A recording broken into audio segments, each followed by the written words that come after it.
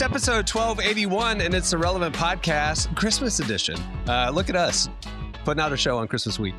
Here in Orlando, I'm your host, Cameron Strang, and joining me from Loverland, Virginia, is Jesse Carey. Hello, hello. From Nashville, artist, producer, mogul, Derek Miner. What up, though? And right there down the street, our managing editor, downtown Emily Brown. Hey, y'all. I'm not in my house. I want to clarify. I'm not technically down the street. I was going to say, what's up with the quilt on the yeah. wall? I am very much at my parents' house. This is my mother's quilt room. So that is where I'm recording today. That is cute. Your mother has a quilt room. I was going to say, she has a room dedicated to... Now, let me ask this. When you say it's a quilt room, does she make quilts, or is this just a room to collect quilts? Or is it both? I mean, both, I guess. This is her quilt room. So I'm actually, the table that I'm using to put my laptop gear on is technically a table for a sewing machine. I had to take the sewing machine out, put something over the hole in the middle. So yeah, no, she's a quilter. Karen is a quilter. And I see graduation pictures in the back? Oh, yes. Oh, I knew I should have taken them down. This is a video podcast now, Emily. Yeah, I forgot about that. Okay. I just really appreciate that she has a room dedicated to a hobby like that. I find it, that's something I would aspire to one day. And it's dedicated to Emily, too. It's dedicated to Emily. Because there are more photos. They're just out of frame.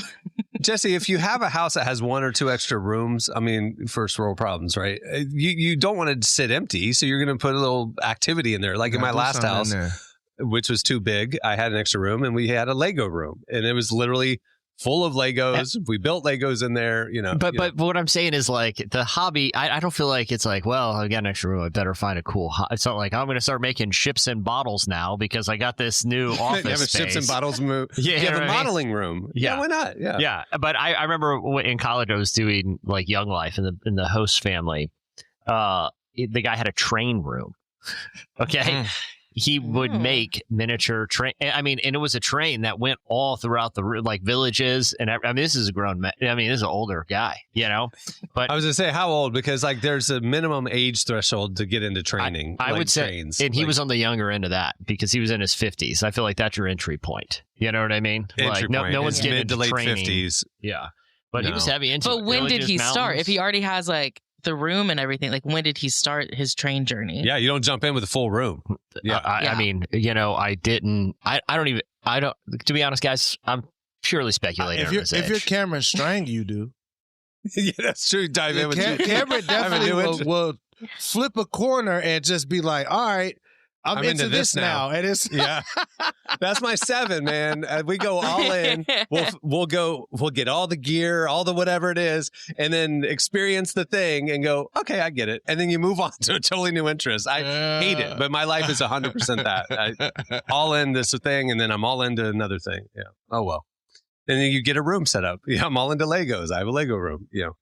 Anyway, all right. Well, we have a great Christmas show coming up. We don't have a guest joining us this week. No Ryan Johnson, no Andy Mineo, no Chris Llewellyn. It's just us, but we have some things to fill it with. We have a segment coming up later, Ask the Cast, Christmas edition. You guys send in questions to help solve your holiday conundrums, and we will do our best.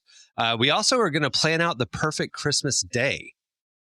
I'll explain later, but for those of you that's coming out on Tuesday, Christmas is on Thursday. You want to have a perfect Christmas day, we're going to help you make it happen. That's coming up. But right after this break, stay tuned. It's Relevant Buzz. Today's podcast is brought to you in part by Tim Tebow's book, Look Again.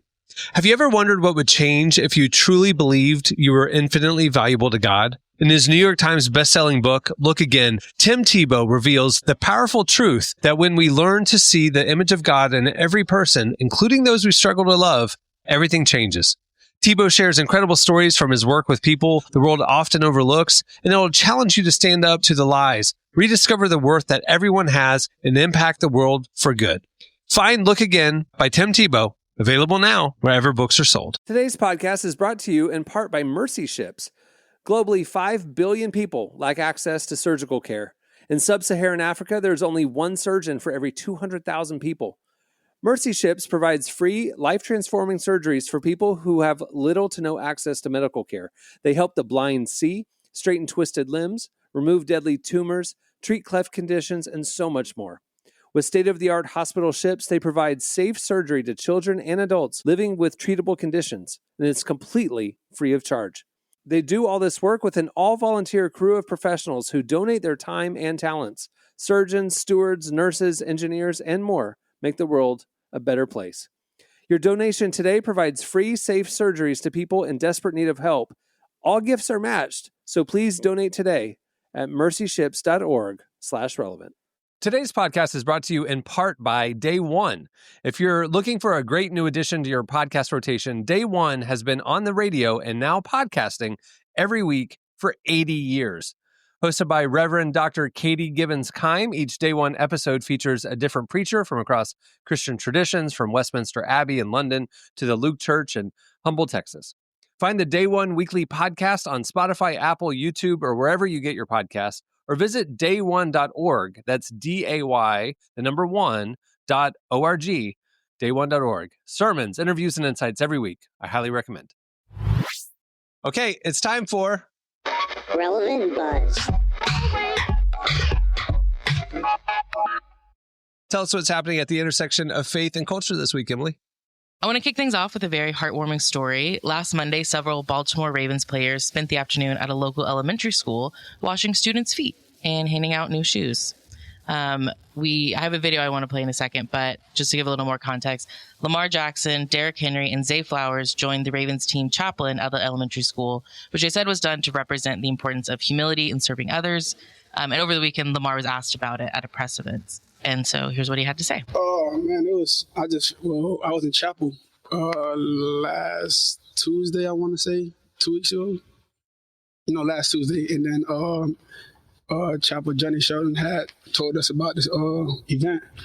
I'm like, yeah, I want to do that, but I didn't sign up for it. I just pretty much just went out there and did that. I felt like it was cool to do. I didn't do it for no special reason. Just for trying to do something for the community and do something Christ-like. Jesus Christ, yeah. Jesus Christ, yeah. Dude, I love Lamar Jackson. Like, I watch a lot of football. Shout out Jesus Christ. Well, not only is Derrick Henry, Lamar Jackson, Zay Flowers one of the fiercest skill position trio in the league. The thing about Lamar Jackson, especially in the NFL as a quarterback, out of any position in sports, you're the person of who you are really kind of shapes the characteristics of the whole team, of the whole offense, right?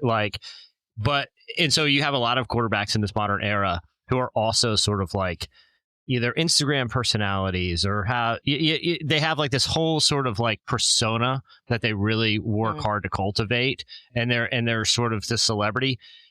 But you don't really get a sense of who they are. Everything is managed by a publicist. When you think about, you look at a Joe Burrow or Patrick Mahomes or those type of guys. Lamar Jackson has never seemed to care about any of that. He seems so authentic. He does not care about creating some sort of persona to boost him or his personal brand. He just seems like the realest dude in the league, and super humble. Obviously he's among maybe the best, if not in the top 3 best quarterbacks year over year. But he has never seemed overly concerned with boosting his ego or his personal brand. He just seems like a great guy. I think this is so cool. And just the humble way he talks about it. It's encouraging to see. Washing feet it was interesting because I was like, why are they? Because the way the Ravens posted about it was just community outreach. They're washing children's feet. And some of the kids were like, why are you taking my shoe off? It was funny. And then it's it was led by the team chaplain. They kind of buried the religious symbolism of the whole thing. But obviously it was a chaplain led, kind of. I just still love how right now Christian culture is just, every week we see something different. Happening that some of Christian culture is influencing the world. I think it's just because the world is so upside down. People are looking for ways to get back to their faith, man. I think it's dope. Agreed. I saw Chili from TLC was reading the Bible yesterday. She was like, anybody else reading this? And she was like, Jesus, like shout out Jesus kind of a thing. It was like, okay, she's starting out. All right. That's all cheering right. On Chili. Shout out Jesus is okay. Yeah, shout out Jesus. You got to start somewhere. Yeah. We've all given a shout out to Jesus, I'm sure. So every day. Okay, moving on to the next one. I do have some brief movie news. This week, the new film David from Angel Studios debuted at number 2 at the box office, and it brought in $22 million, which is... They were advertising that like crazy. It's like if you didn't want to see Avatar, that was the only other movie that people were being marketed. And apparently people went and saw it. Love it. Like I said, good it's for number them. 2 at the box office. What's funny is this is the second time this year that an animated Angel Studios film has debuted at number 2. So, consistency is key, I guess. But there you go. Good for them. Hey, but that ain't nothing beating Prince of Egypt for that's the greatest. Oh, I mean, movie it's the best of all time. I don't know that I ever saw it. I mean, I remember it. I won the demographic for it. And the soundtrack was so cold. Oh, this was peak Ty Tribbett, peak Mary Mary. Like this is like they had the man. Yeah. Prince of Egypt is legendary and it holds up. If you go back and watch it, feels like how I haven't watched it in a few years, but I mean, it's based on a Bible story. I'm assuming it holds up. That would be pretty rough. That book's held up I'm pretty just saying well. it would be rough if it didn't hold up. So it's also wise releasing against Avatar because anyone who wants to go to the movies this weekend, it's like, well, it's Avatar's 3.5 hours. That's a whole day, right? Like, dude, it really is. I saw it in New York with Cohen this weekend, and it's like, is it good? It's like the first two. So if I don't know anybody who loves them, but we're like, oh, there's nothing else to do. I guess we'll watch Avatar. You don't leave going, that was a bad movie. It's like, it's good. The problem is this, when it came out in 2009, it was groundbreaking, like graphical visually experience. Yeah. Now you're a gamer. My son's a gamer. Literally the video game cutscenes are of equal cinematic quality as Avatar now. I mean, that's the truth. Now they're generating Avatar level animation on Higgsfield right now. Like that's what I'm saying. Just a random kid is doing. So now we're like, now I'm watching it, going, is it a good movie? And yes, it was a good movie that could have been a very good 2-hour movie that James Cameron wanted to wow us with his visuals, and he jumps between frame rates of 24 and 60, which is weird and jarring. So some of it looks like video game and some of it looks like cinema. It's really weird the way he jumps back and forth. But it really felt like he is too caught up, in my opinion, he's too caught up in impressing us with his visual capabilities, and we're all not impressed by it in 2025. I mean, we're like, it's good. We've seen this before. And so it's like you didn't need all those visual things. Like you could have just told this story in 2 hours, So that's my takeaway. Is like it was a good movie, good plot line.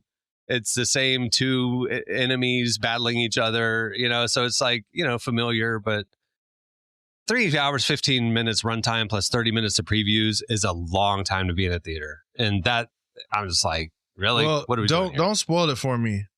Because I'm definitely not going to probably go see this, even though I care about this preview. Was the Doomsday preview amazing? Did it make you want to go watch it? We didn't see it. We were late. We missed it. Did you get to see the Odyssey trailer at least?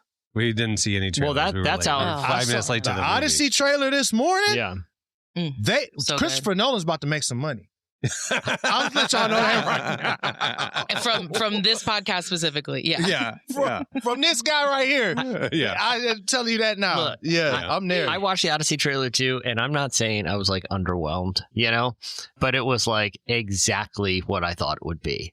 It's dudes walking around in armor, a Viking ship. Like, I was not surprised at all. Viking. But it's time for another one of those movies, though.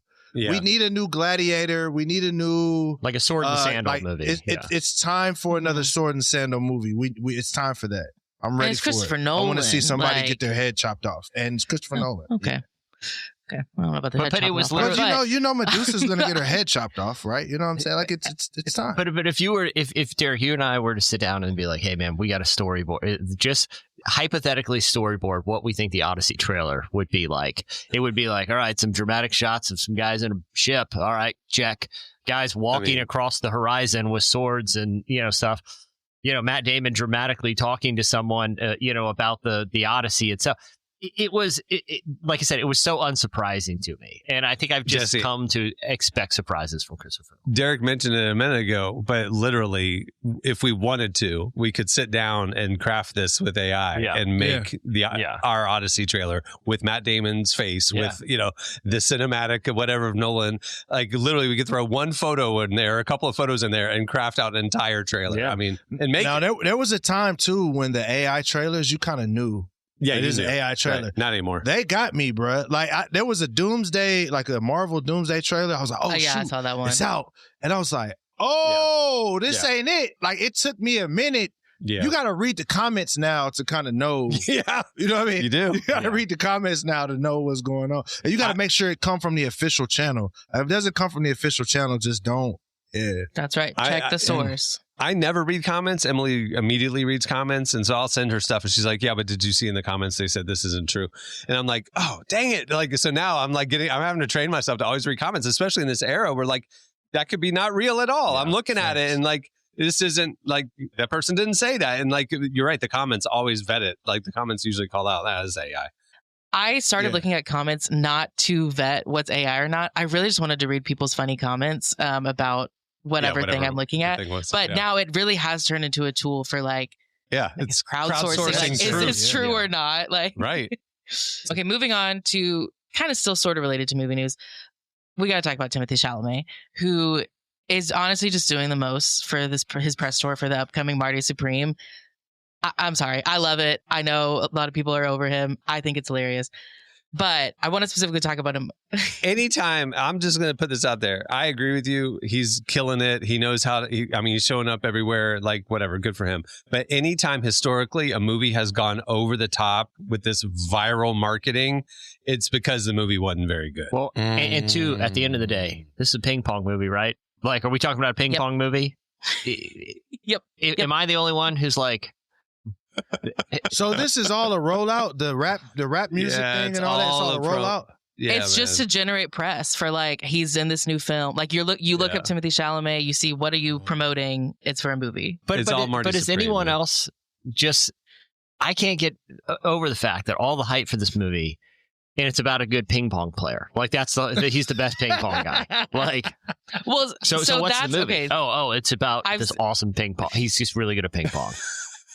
Well, I mean, and no, I mean he's the best. Well, it's like he's been doing these characters like the Bob Dylan one and whatever, and it's like they're successful, but they're not like breakout massive. So he's like, I don't know. I agree. He's like trying to overcompensate with this. Like, look how cool and viral and young I am. It's like, hey kids, come see my ping pong movie. It's like, I don't know. Listen, anyway, it is working though. He like. They had like some opening films like in like 6 theaters this week. It's like broken records for like any A24 movie ever. So like as crazy as it sounds, he's getting people to the movies. So and we love A24 because they bought an E-Blast from us about a month ago. So like I love A24. They spent money with Relevant this year. Yeah, would love that. And also they actually make good films. But.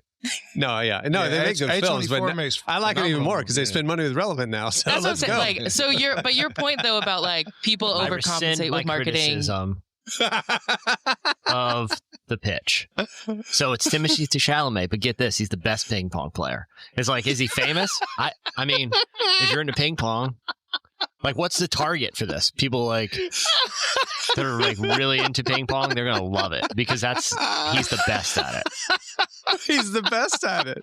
And like, well, hey, I mean, is there some kind of no, it's just that's the movie. It is. Cohen and I were in New York this weekend, and so there's Marty Supreme everywhere. And he told me, because he's very plugged in, he was like, did you know that he has been training in ping pong for 8 years to be able to play this role? Like, this has been his like life's work and his dream role, and he's been committed to it. and becoming a ping pong master for the last 8 years. Hey, all right, I'm sold. But That's what I'm saying. I'll check it out. love Whatever, the guys. dedication. Okay, I'll check it out. Whatever, guys. It's a white guy movie about ping pong. Whatever. Though. You got the black guy. He convinced me. It's. I mean, like even like when Whiplash was out years ago, and they're like, it's about a jazz drummer. It feels like Whiplash to me, like aesthetically, story wise. What seems more exciting to you, playing jazz drums, or let me just relay the pitch, being good at ping pong? Okay. Am I missing something? Bro, oh my gosh. He trained 8 years. Yeah. He trained 8 years. He trained for 8 years. It took 8 years to master ping pong. I feel like you give me 8 weeks. You give me 8 weeks. Honestly, you give me 8 solid days with someone who can coach me. He was on a also couple making techniques. like all the Dune movies, all these other movies. He was busy. Okay. He had ping pong tables brought to set, Emily.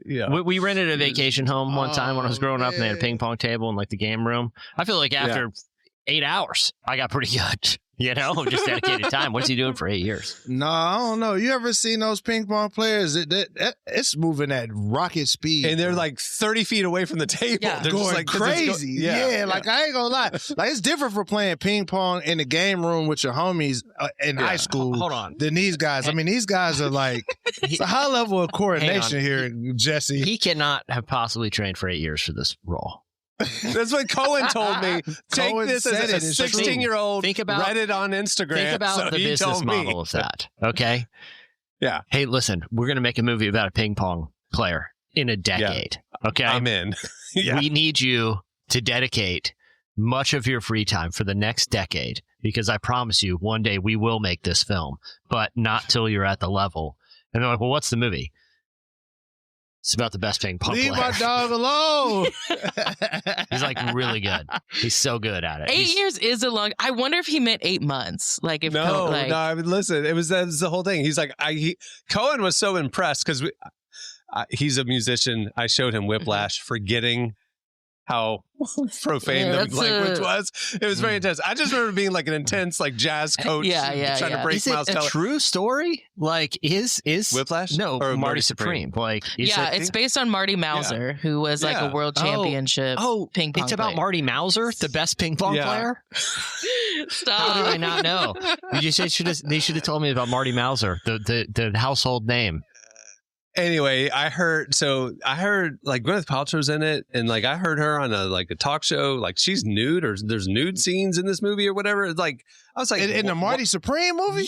Yes, this is where so Cohen was all like, hey, I can't wait to see Marty Supreme. And I'm like, buddy, it's rated R. That's a hard R. There's nudity. You're not seeing that. He's like, oh, like he thought it was just going to be why is Gwyneth Paltrow butt naked in a ping pong movie? I don't know, because like she was on Fallon or something, and like she brought her son to the premiere, but she's naked in the movie, and so they were talking about how awkward that was, or her child, I forget, and like I'm like going, what? Why is this happening in Marty Supreme? So anyway, take that for what it is for everybody who thinks that we're endorsing the ping pong movie. Gwyneth Paltrow is 53. But are we? What, ma'am? It's what I heard on Fallon. I don't know, man. I don't have any firsthand knowledge. This is. I want to see my granny butt naked. We should be looking at any butt naked women on TV, but especially Granny. You need to go do something different. Have we reached the bottom of the biopic era? Like we got a Neil Diamond biopic and a Marty Mauser biopic. Okay, like Hugh Jackman. Wait, no. Right? It is not a Neil Diamond biopic. It is a Neil Diamond cover band biopic. I don't think people understand that. I love it. It is. No, it's Hugh Jackman. They're doing dope. He's a cover band or cover artist of Neil Diamond. Yeah. I did not I saw know that to your point, trailer for the first time during SNL. That looked either way good. It is we're at the Marty Mauser level, like we've done we've covered it, guys. I got Marty Mauser, the ping pong guy from the 1950s. That's the next one up. We've covered we've seen all the rest. Anyways, my point for bringing all this up is not to discuss any of that. It is specifically to discuss a moment where Timothy. Wow, he's just transformed into the role. Where Timothée Chalamet was on Drewski's YouTube show last week, Could Have Been Records, which is like a mock audition show, Anyways, during one of the auditions, Timothée Chalamet started singing some Kirk Franklin, much to Drewski and all of our surprise. So I'm going to play the clip so you guys can see. How you doing? You going to get some Kirk Franklin for us? Oh, I love Kirk Franklin. I was going to sing something else, but do you want me to sing you some Kirk Franklin? Something about the name Jesus. What you know about that, boy? Something about the name Jesus. It is the sweetest name. Hey. Oh, how I love the name Jesus. Oh, how I love the name Jesus.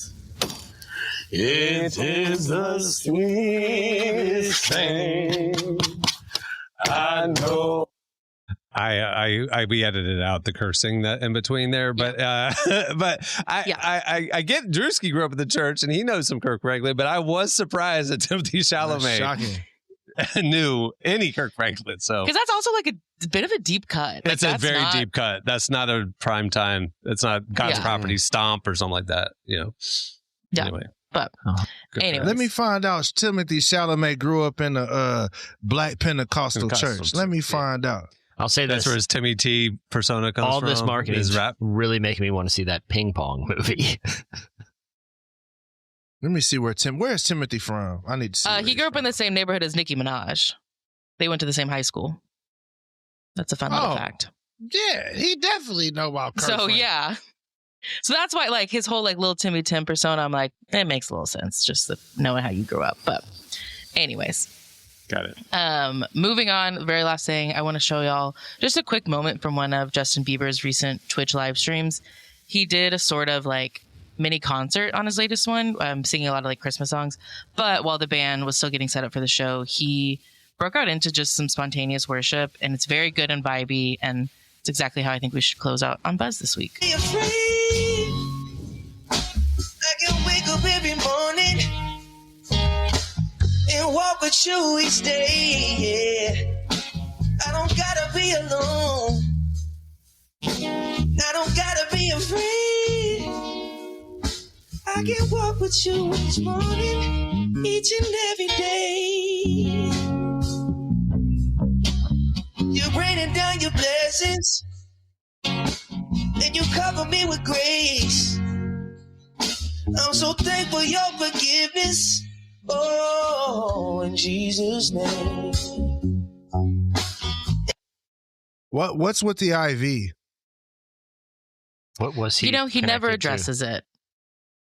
Unfortunately, he was connected to an IV the whole time. Yes. Okay.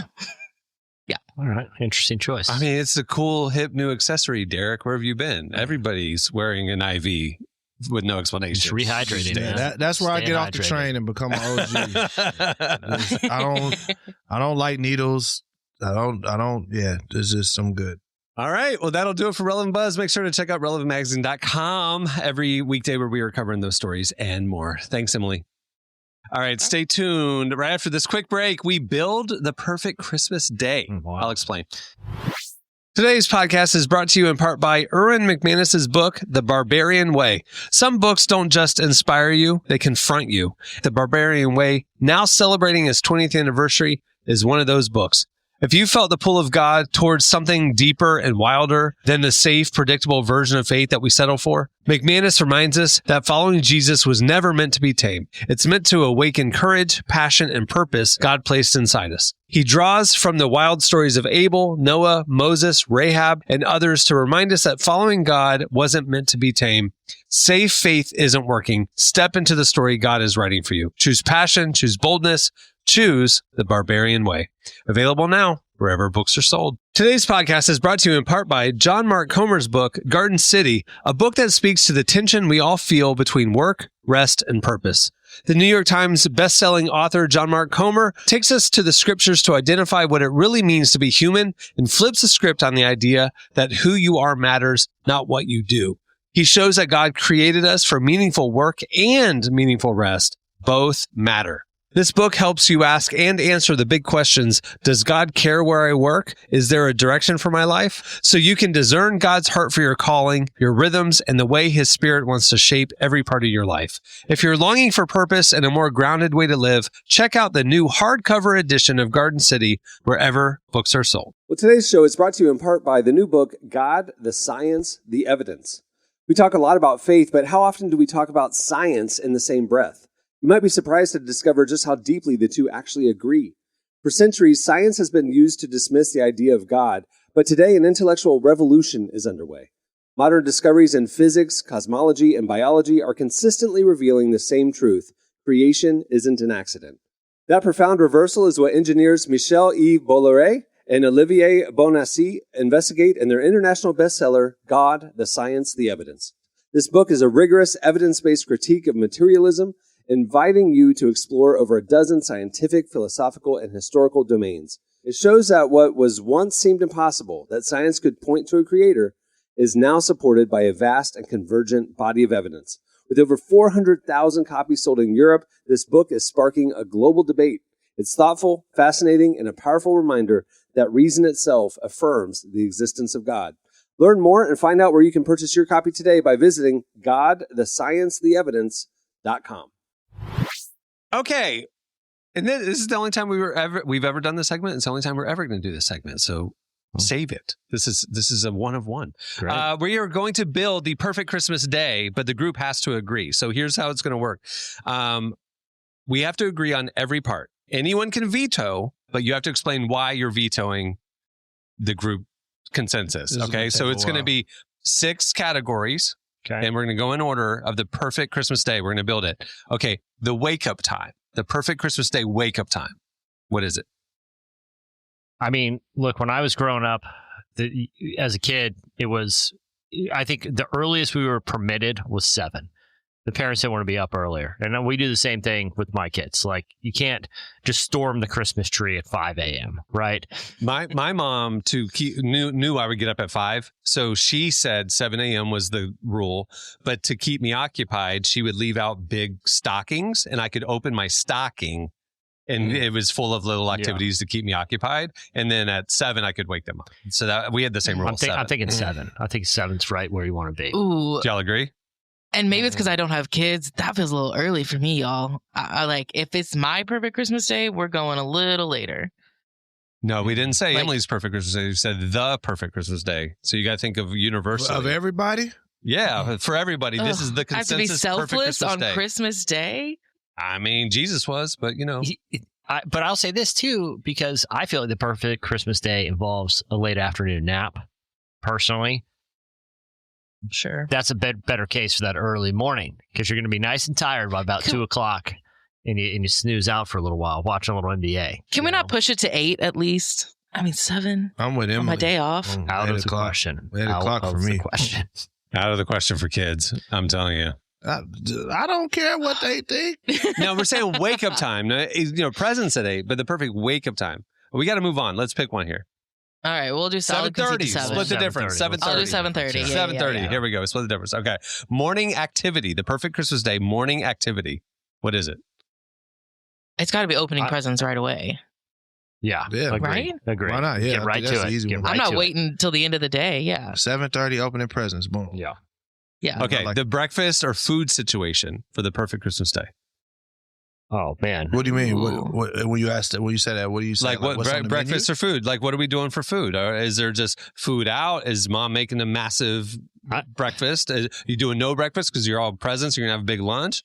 What's the best food situation? Brunch. She's cooking breakfast, and hopefully it's mimosas and coffee somewhere around. It's a whole situation. It's cinnamon rolls, spiked eggnog. Yeah, we always did white gravy and ham on Christmas morning. Cinnamon rolls. It's a spread. And spread. Yeah, you want the whole spread. Yeah, we're doing something nice for Jesus' birthday. The food got to sure. be sizzling. It can't be no cereal or nothing. No. Sizzling something. Right. All right. Church or no church, and when? No church. On Christmas Eve. Yeah, you go to that maybe. Christmas Eve service. I ain't going to neither one of them.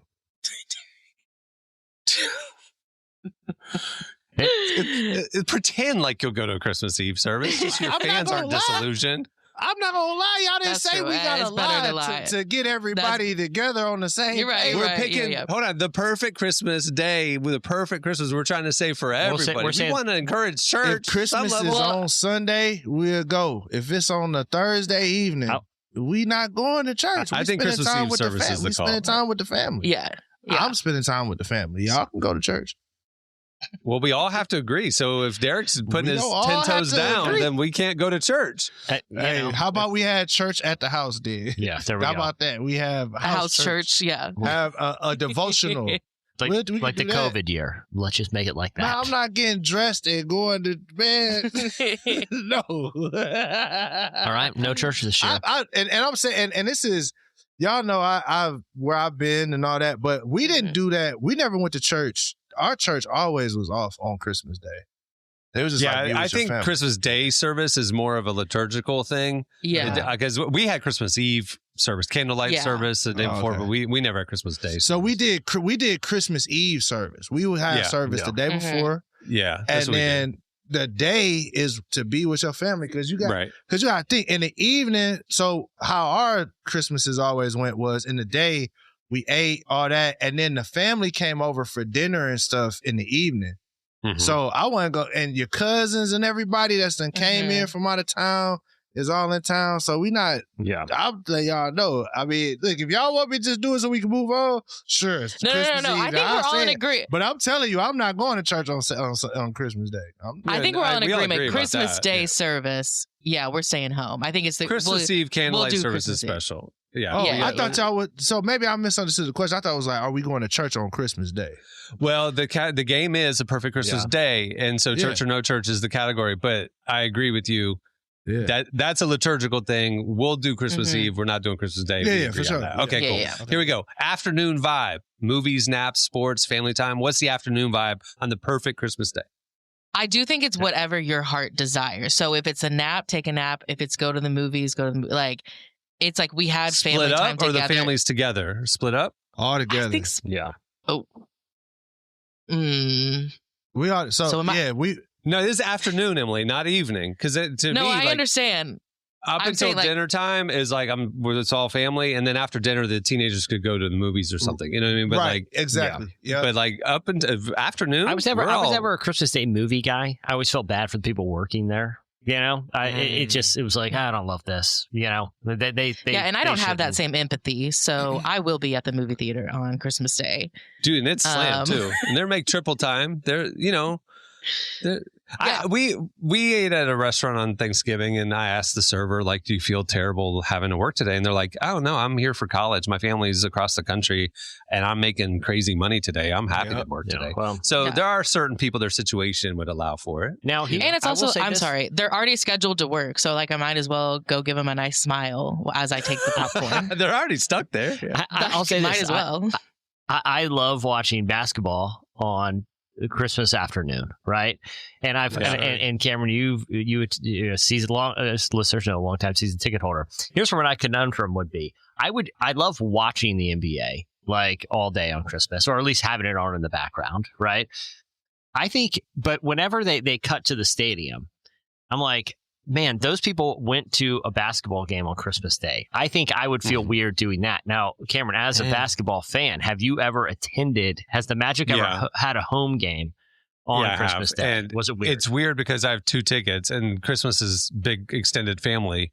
And so we went to the game and missed all the family stuff, and then came back, and there was a vibe. They were not happy that we chose basketball over family. Yeah. But I'm like, it's a Christmas Day game. Of course I'm going to the singing game. Yeah. But they were offended. And so it's weird that if you can't take the whole family to the game, then, because like it's the biggest day of the year for the theme parks here too. Disney World sells out. It's crazy packed, but the entire family is there. Right. So it's like you're together in this activity, but going to the basketball game, it's a couple of you breaking off from everybody else. And that creates a weird vibe, but I go anyway. So who cares? I think we agreed we do a family activity together. Afternoon vibe is families together. All right. Sure. Evening. Here we go. Nightcap. Evening. What's the perfect Christmas Day evening vibe? I think it's everybody does whatever they want to do. You put a movie on. The aunties are doing a puzzle in the kitchen. Yeah. The teenagers went to the movies. The dads are watching the late night football. Who cares? Yeah. See, I'll agree to that. It is interesting to hear this though, because I will say my family does the opposite. Like afternoon is when we'll go do things by ourselves, and then in the evening we come back together for dinner and like watch a movie together at night. Oh. That's interesting. But I also think we're night owls, so like we're gonna be up late anyways. So and you I don't know didn't if get that up at plays a 7. That's yeah, you different. slept in. Yeah. Correct. My cousin was over last night, and we were actually discussing this because we are now in charge of the family, apparently. We've reached the age where we're the ones that got to figure all this out. And I look at Christmas night as the victory lap. Like, it was success. You pulled it off. Everyone had a good time. This is where you just kind of cut loose and, everyone, there's a ton of food, but you kind of grab a plate you can eat in the living room type of situation. You just kind of mill around. Mm-hmm. I look at it as the victory lap for Christmas. Yeah, personally. same. Me and Jesse are online, dear. Yep, I agree too. And I'll agree. I'll agree to it. I'm saying I'm learning that my family does Christmas opposite from everyone else, apparently. Okay. Yeah, y'all are weird. Okay, so wake up time 7:30, morning activity, presents first, breakfast, food situation, big old spread, sizzling hot breakfast, everybody's full. Church or no church, we said Christmas Eve, not Christmas Day. Afternoon vibe, families together, whether it's an activity, watching a movie or whatever, but we're all together. And then the evening is just kind of whatever you want to do. You can linger, you can go hang out with the cousins, you can whatever, right? Yeah. So there's a perfect Christmas day. There you go. We did it. Merry Christmas. We figured it out. Merry Christmas. We hopefully that helps some of y'all out. Like if y'all are disagreeing like Jesse and they're trying to figure out the plans, we just gave you plans. So you can say the Relevant Podcast said this is the best thing we got to do. Okay. Blame us. There you go. All right, stay tuned. Up next, after this quick break, it's Slices. What if you could change a child's life with just $10? Right now, thousands of vulnerable children in East Africa are suffering from jiggers. It's a painful, preventable parasite that burrows into their feet. Soul Hope is the only organization treating it through foot washing, medical care, and durable closed-toed shoes that protect kids long after treatment. $10 may not seem like much in today's world, but when we come together, those small gifts add up to big change. Join the 10 for 10 campaign. $10 protects 10 small toes. Visit soulhope.org/10 to give now. One small gift makes a big difference. Again, that's Soulhope, SOLE, hope.org/TEN. Okay, it's time for Slices. What do you have, Jesse? All right. I'm baffled. I initially was baffled by sort of the meme come to life of the 6-7 movement, That's so dumb. Being a parent of a middle schooler and elementary schooler, was introduced to this a while ago, and my thoughts on it have evolved. Okay, at first I was like, I was like, this makes no sense, and then I read the story about In-N-Out, which, Derek, I know that there's one right by you now, which has a long line. Yeah, 3-hour wait. Well, if you are the 67th person in there, they will not call your number. They'll skip right to 68 in their little ordering system. They will not say 6-7 over the microphone because kids were going there and waiting for it to happen and then breaking out and start cheering.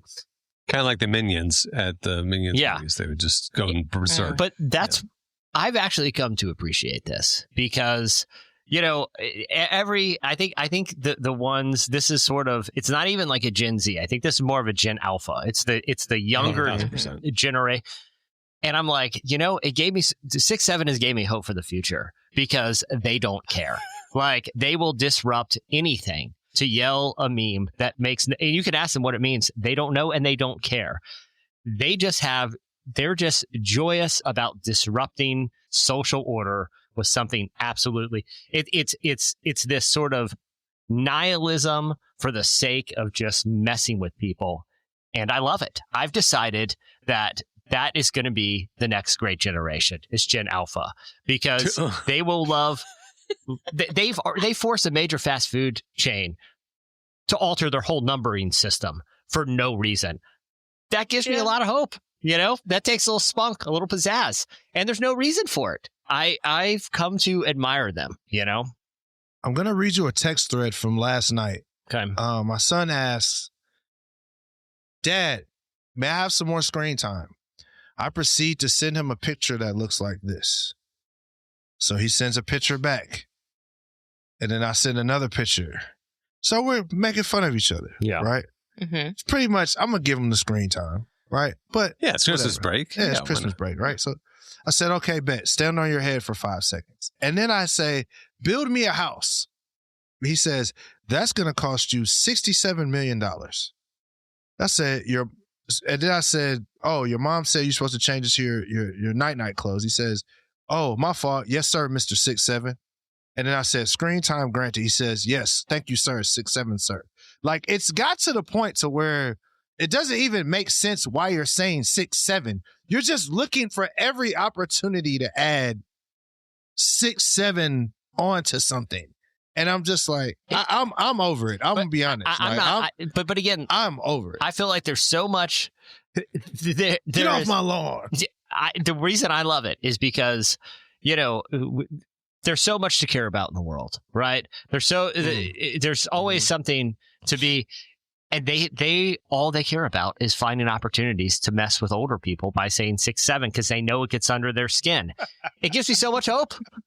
Like, what a great attribute. The world is healing itself. That generationally, the world is healing itself. They have decided we are going to band together and annoy the heck out of everyone older than us with this one thing. Yeah. And see, I thought the parents, like, I thought at October there were so many parents that like went as 6'7" to like embarrass their kids. Like dad wear 6, mom wear 7, and they were like acting like, look how cool I am because I'm, but they were like making fun of them back. Like, it was like, we're gonna annoy you and embarrass you back because you've been annoying us with this. And like, then I thought like the parents latching onto it and the newscasters talking about it and stuff, like, then it's not cool anymore. I thought it was gonna die after Halloween.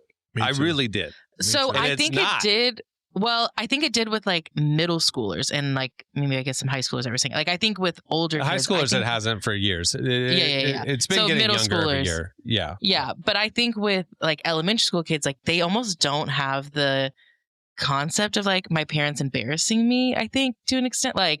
Because I feel like and it's they're not still watching the news, school. hearing the newscasters talking about in the morning show. Yeah, of how ridiculous this is. Because I didn't realize truly how dire the epidemic was until yesterday when I was at the airport. For like 5 minutes, I'm sitting at the gate waiting to get on the plane, and there's like 2 kids next to me, like with their parents that are about elementary school age. Within 5 minutes, I heard at least a dozen 6'7" jokes. I mean, I don't even think they were jokes, but. It was like you were saying, like they're just trying to find ways to put in 6'7". And I texted a few of my friends that are teachers and I was like, I am so sorry for what you've had to endure this semester because this is insane. Like they are truly saying it. This trend is greater than the dab. Like I remember when the dab was everywhere and I thought that was like, I was like, it'll never get any further than that. And it's like. It is the dab or flossing. Flossing. This is massive. This is. Yeah. Dude, I was at the airport yesterday too. We were walking by gate 67 and nobody was saying anything, but as families were walking the other way, the kid would look over and just do the hand thing. Mm-hmm. Like they would like to each other. They'd be like, oh, look. Like, so there's almost like the parents said, you can't say it anymore, but the kids have this nonverbal hand motion. They have band together as a generation and are like, it's ours now. The world, they cannot stop us. Look we're going to steal a number and use it. Weaponize it, and no one can stop us. And they've done it. They have done it. I'm terrified of the generation, but I'm very proud of them for figuring this out. All right, next slice. What do you have, Derek? So Disney Plus and Hulu have come together in one of the most unexpected ways. They've broke the Guinness Book of World Records for the largest gingerbread house. Shaped off of the Home Alone house, the McAllisters.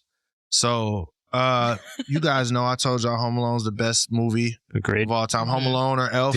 Did you see the SNL segment about Home Alone? I missed it. I didn't see it. Dude, it's the funniest. I've seen Home Alone. I'm with you. Love Home Alone. Seen it countless times. So they did this thing where it was like a digital short, but they did it like 24p cinematic. And it was the missing final scene or the other final scene of Home Alone. And Ariana Grande was playing Kevin McAllister. Mom comes home, Kevin, whatever. And what the movie that we saw didn't acknowledge is that the night before, the whole house was booby trapped. Right. And so mom comes home. He didn't know she was coming home. The house would still be booby trapped. Oh. So the whole family comes home and they all get massacred by his booby-trapped house. It is the most gruesome horror. It's so funny though, because I'm like, I've never thought of that, and I've seen it 20 times. I've never once thought of that. Where's all the booby traps? Where's all the evidence of what happened last night? I saw another one that was like, what if the robbers in Home Alone were competent? And it was right. It was just like right. The kid would just be dead. Just right. I was like, man, what is happening right now? Why are we doing this? Yeah. This was a movie that as a kid I felt empowered that if robbers came into my house, that I could beat them with an iron, and you know what I'm saying? Like I thought that now you're destroying reality for everybody. Stop. Yeah. But so we got Gingerbread House. The thing that I want to drive home is it was on display in Hollywood, and it is 7,350 pounds of flour, 6,600 eggs, 20 gallons of edible glue, which I didn't know glue could be edible, and 10 pounds of fondant. That's what they made it out of. And so I kind of thought to myself, I was like, man, this might be a waste. There is a hunger crisis happening right now, right? Like the economic uncertainty at the low. Okay, just check. But this is the is it cake generation too. Okay, this is right up their alley. You know, true that. This is. I'm telling you, it's pure nihilism. It's meme nihilism. Just come to life. This is what they want. They are bringing memes to actual life, and this is what they want. Yeah. You know, whether it's a giant fake Home Alone gingerbread house, whether it's making is it cake, one of the biggest shows in the country, or it's weaponizing the number 6-7. They've cracked it. They've taken what used to be just funny gifs and jokes you would tell on the internet, and somehow they've brought them to life. And this is our world now, and we just have to deal with it. Yeah, it's a very hopeful way to look at the world. Well. Yeah. All right. That'll do it for Slices. I want to get to our next segment. Stay tuned. Right after the break, it is Ask the Cast Christmas Edition. Okay, it's time for Ask the Cast anything you want, and we'll use our brains to answer. But it's a Christmas edition. Okay, here we go. Jordan M. wrote in. Jordan M. Turner is his @name. What's the latest acceptable date to stop saying Merry Christmas? Because I guess if you see somebody on 26th, you would still be like, hey, Merry Christmas. It's midnight. Christmas weekend. No, that's crazy. You stop it. It's Christmas weekend. You wouldn't say Merry Christmas? There's no Christmas after the 25th. It's done. You can. Christmas is over. You shift. It's Happy New Year. It's Happy New Year at that point. Or Happy Holidays, I guess. Happy New Year at that point. Yeah. Either one. Yeah. Happy New Year's, Happy Holidays. But don't tell me. Do not tell me Merry Christmas on the 26th. Yeah. 11:59. You done with Christmas, dog? Yep. Agreed. You done? Unanimous. Well, you know, Jesus is black. Black people celebrate their birthday for a whole week. So that's what I'm saying. It's the month of Christmas. I'm not really mad at it as a black man. So I'm just saying you can say Merry Christmas. In my opinion, I think after the 25th, we cool. Okay. It's front loaded. We front load the week. You know, all right, Merry Alex R has a work question. I guess I'm applying it to work. Who knows? Alex R says, what's the earliest date it's acceptable to mentally check out for the year? January 1st. Yeah. I start early. Oh, gosh, for the next year. Get going. I'm kind of going this past weekend. You know, the first weekend of Christmas week, and then you're kind of like just wrapping stuff up. Yeah. Agreed. Yeah. Right. I'm not answering this question while my boss is. That's right. I never check out mentally. I'm locked in. Emily locked in to the very end. I'm locked in. Yeah. I'm sorry. What was the question? Yeah.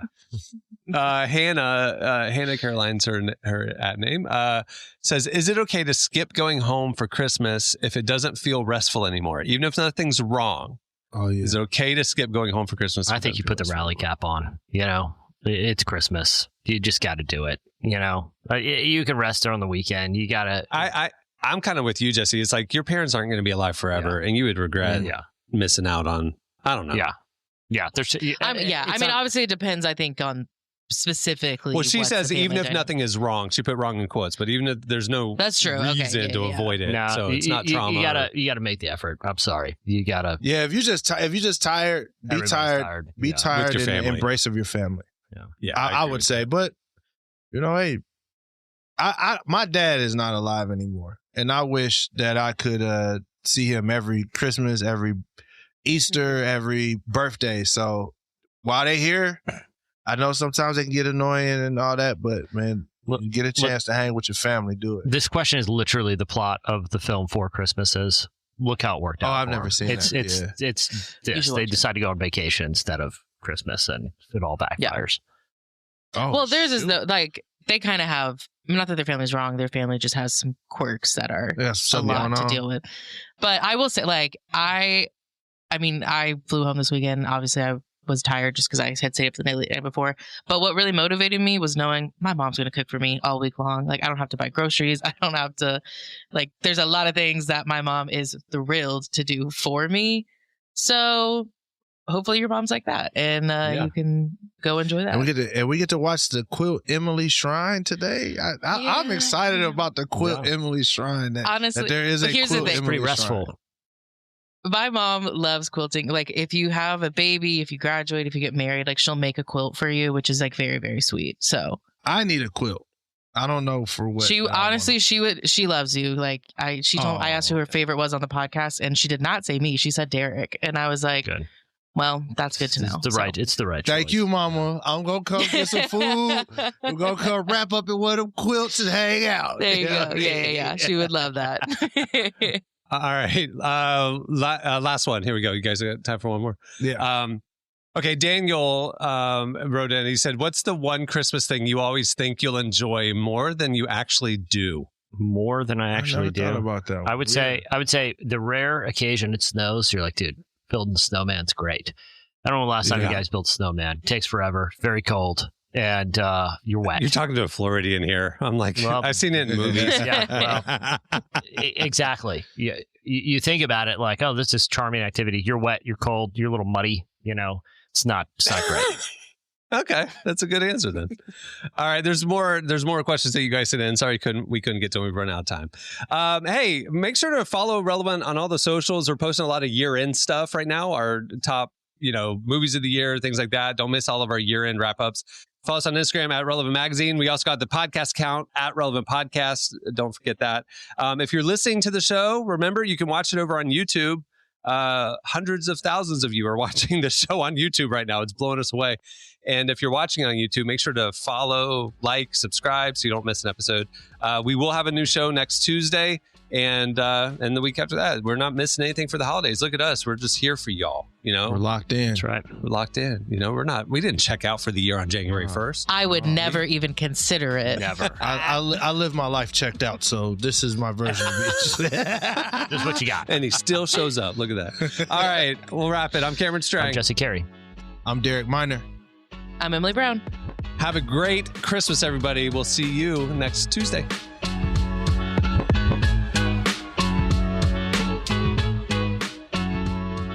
Thanks for listening to the Relevant Podcast. For the latest at the intersection of faith, life, and culture, make sure to check out relevantmagazine.com. And while there, go over to issue 117 of Relevant. The new digital issue is packed, and you can read it for free. If you want our enhanced magazine, as well as ad-free reading at the site and ad-free versions of our podcasts, sign up for Relevant Plus. Plans start as low as $2.50 a month, and it's the best way to experience our content. Find out more and sign up today at relevantmagazine.com.